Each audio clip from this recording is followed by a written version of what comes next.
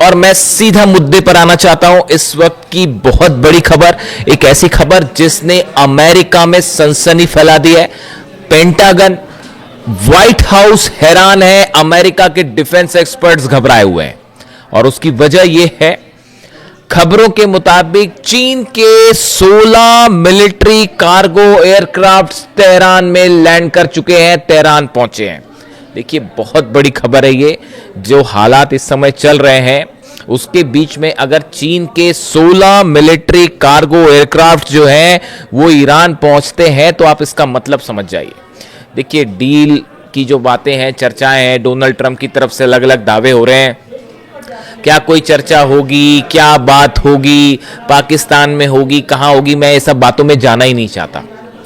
मैं इस चक्कर में पड़ना नहीं चाहता। इसका हिसाब डोनाल्ड ट्रंप को लगाने दीजिए, क्योंकि ये सब डील वील जो है इनका नतीजा जीरो है। यही बात अली खामनेई साहब ने कही थी और यही बात मैं भी मान के चलता हूं। ये डील वील से कुछ बात चर्चा से होना नहीं है। जब डोनाल्ड ट्रंप पिटने लगते हैं तो वो डील करने लगते हैं, हाँ बातचीत चल रही है ये कहने लगते हैं, वो अलग बात है, उसको छोड़ दीजिए। लेकिन देखिए जो इंपॉर्टेंट खबर है वो ये, पहले मैं इसको पढ़ के बताऊं जो खबरें छपी हुई हैं सब जगह। Reports claim that 16 Chinese military cargo aircraft landed in Iran in what has been described as the largest reported Chinese airlift to the country since the war begin. जब से ये जंग शुरू हुई है ईरान और अमेरिका की, उसके बाद से सबसे बड़ा कंसाइनमेंट जो है वो तेहरान ईरान पहुंचाया गया है। 16 मिलिट्री कार्गो जेट्स चाइना के वो पहुंचने की खबर है तेहरान में।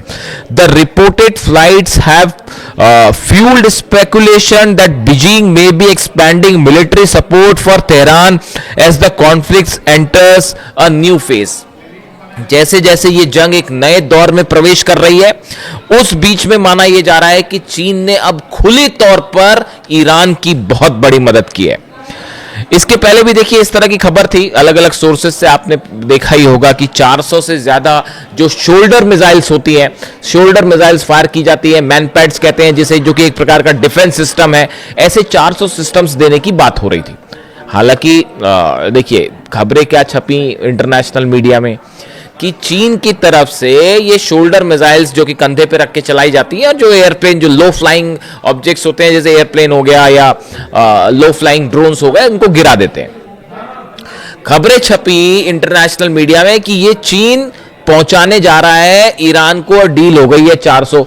मेरी खबर थोड़ी सी डिफरेंट है साहब, वो सोर्सेज रखने पड़ते हैं। इसमें से एक बड़ा हिस्सा तो पहले ही जा चुका था इसका, और इस पे तो अमेरिका में जो है वो रिसर्च भी शुरू हो गया कि कुछ जो प्लेन्स तबाह हुए अमेरिका के, ईरान ने जो तबाह किए कई ड्रोन्स, खासतौर पर वो रिपर ड्रोन्स जो मार गिराए हैं, वो सबसे महंगे वाले MQ-9 रिपर ड्रोन्स जो बड़े कीमती होते हैं, उसको मार गिराए। उसमें बताया जाता है कि ये मैनपैड्स मिसाइल्स यूज की गई और कई जो ड्रोन्स गिरे हैं उसमें इसका इस्तेमाल किया गया। तो उस पर तो ऑलरेडी रिसर्च चल रही है अमेरिका में।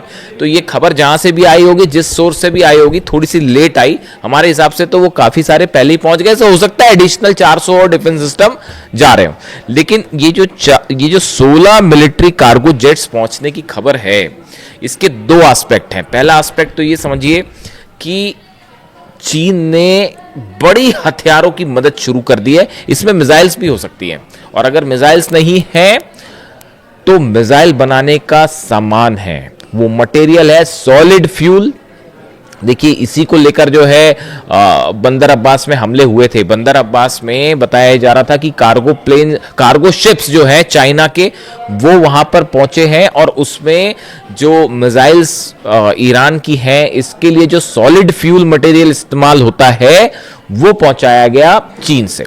और इसी को टारगेट करते हुए इजराइल ने बंदर अब्बास पर अटैक किए थे और वहां पर आग भी लगी थी। क्या ये 16 जेट से, बड़ा जो सवाल है कि ये जो 16 जेट लैंड किए हैं, इससे क्या चाइना ने एक बड़ा संदेश देने की कोशिश की है डोनाल्ड ट्रंप को और अमेरिका को? देखिए एक तो स्तर पे आप ये सोच सकते हैं कि हथियार सप्लाई किए हैं चाइना ने और वो ईरान की मदद कर रहा है, बड़ी साफ बात है। लेकिन इसके अलावा क्या एक बड़ा संदेश डोनाल्ड ट्रंप को गया है कि अगर आप ईरान पर हमला करते हैं तो उसका नतीजा यह होगा कि चाइना खुले तौर पर ईरान की मदद करेगा। देखिए, ये जंग आपको लगता है देखने में ऐसी हो सकती है कि ये इजराइल वर्सेस ईरान की जंग है मूल रूप से, या फिर अमेरिका वर्सेस ईरान, ऐसा नहीं है।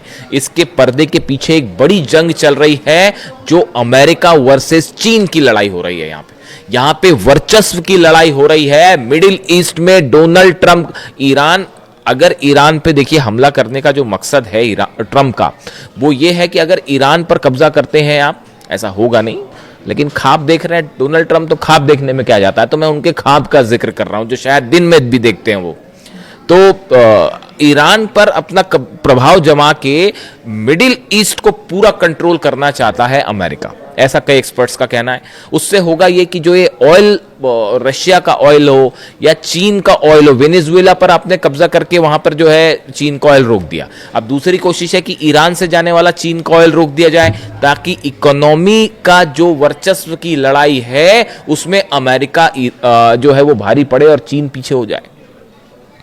यही बात जो है वो पुतिन कह रहे हैं। पुतिन ने बयान दिया कि ये जो कोशिश है अमेरिका की, ये पुतिन का बयान है, मेरे ख्याल से 2 महीने पहले का, आप देख लेना, मिल जाएगा आपको। उसमें ये कहा गया कि अमेरिका जो है वो अगर हेल्दी कंपटीशन करे चीन के साथ तो चीन को भी फायदा होगा, अमेरिका को भी फायदा होगा। लेकिन जंग के तहत सैंक्शंस लगा के, हमले करके चीन की इकोनॉमी को नुकसान पहुंचाने की कोशिश अगर डोनाल्ड ट्रंप करते हैं तो ये बैकफायर करेगी और इससे अमेरिका को ज्यादा नुकसान होगा। यानी आप देखिए कितनी क्लैरिटी के साथ पुतिन समझ पा रहे हैं इस बात को हो क्या रहा है, चीन भी समझ पा रहा है, और किसी सूरत में रशिया और चाइना ईरान में हथियारों की कमी नहीं होने देंगे। देखिए, आप ये सोच रहे हैं, अगर बड़े सारे सवाल जो डोनाल्ड ट्रंप और पार्टी जो है इनकी एडवाइजर्स की पार्टी, ये जो है ये सोच रही थी कि ईरान की मिसाइल खत्म कर देंगे।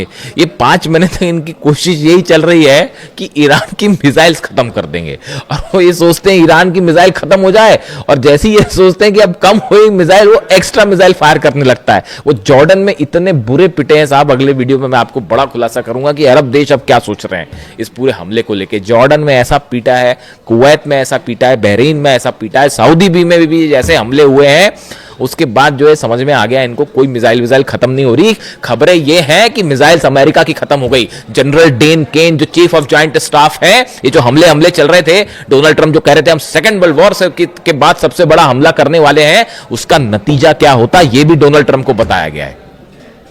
उसका नतीजा ये होता कि नक्शे से कई देश मिट गए होते। आप सोच नहीं सकते कितने बड़े हमले होने वाले थे।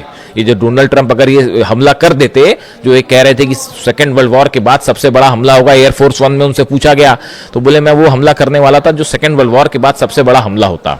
और फिर उन्होंने कहा कि जो है वो सऊदी के क्राउन प्रिंस ने मुझे रोका और कतर ने मुझे रोका, और तमाम इन देशों ने जो है मुझसे कहा कि अभी आप हमले मत करिए और बातचीत को एक मौका दीजिए, हम कोशिश कर रहे हैं कि लोगों की जानें ना जाएं। इस तरह की बात डोनाल्ड ट्रंप कर रहे हैं। 168 बच्चियों की मौत जो है वो दिखाई नहीं दी, है ना। अली खामनी साहब को टारगेट किया, वो दिखाई नहीं दिया।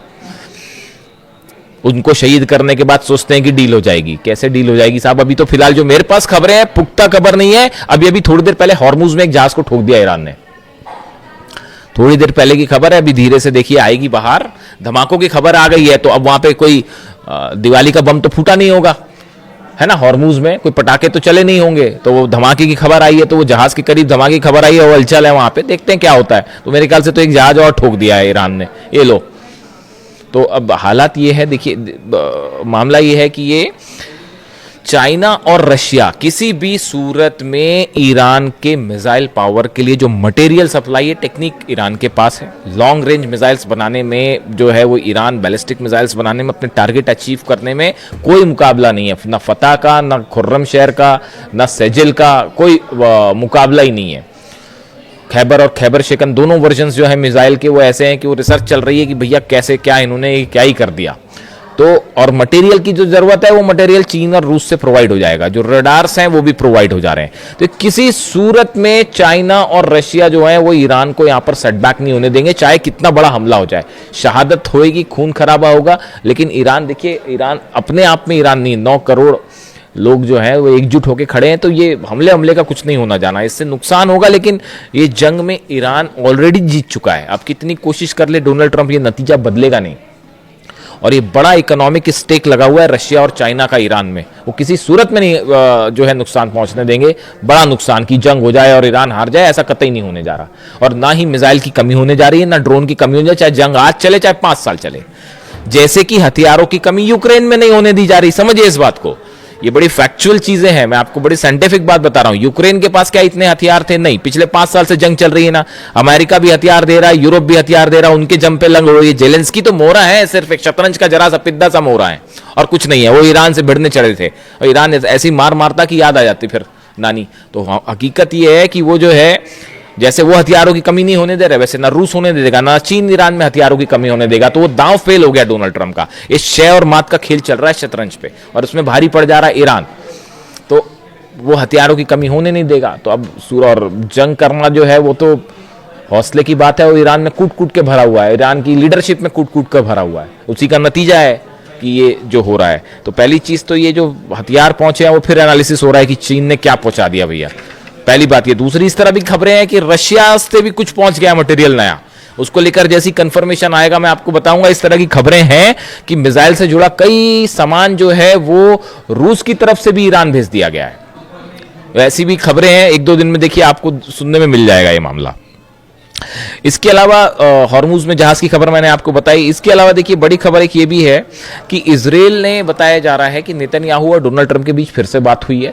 और ये जो पहले स्ट्राइक का प्लान था, जो नेतन्याहू अमेरिका गए, सब कुछ मामला सेट करके आए थे, पीट हेग्सेथ को समझा के आए थे कैसे हमले करना है और कैसे तबाही मचाना है, सब कुछ मामला जो है वो सेट हो गया था।